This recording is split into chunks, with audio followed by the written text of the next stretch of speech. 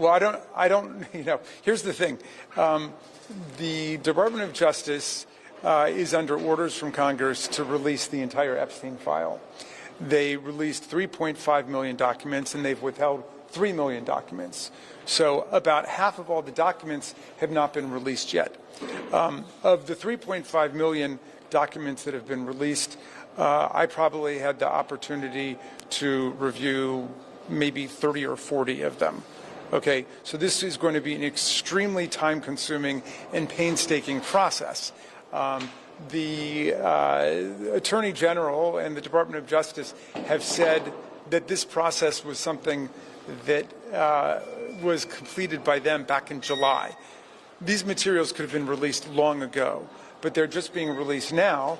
And if every member of Congress who voted for the discharge petition, if all 217 of us spent every waking hour over at the Department of Justice, it would still take us months to get through all of those documents. And there are only 4 computers now, so they would certainly need to get a couple hundred more computers for all of the members. But the point is that there is no way before Attorney General Bondi arrives on Wednesday that we're going to have the opportunity to go through every redaction in order to ask thorough questions. You think that's the connection, that they held up releasing this so that everybody wouldn't be as thoroughly prepared for her testimony Wednesday? No, I think that the Department of Justice has been in a cover-up mode for many months and has been trying to sweep the entire thing under the rug. And the more deeply that I get into it, because obviously our colleagues on the Oversight Committee have taken the lead, but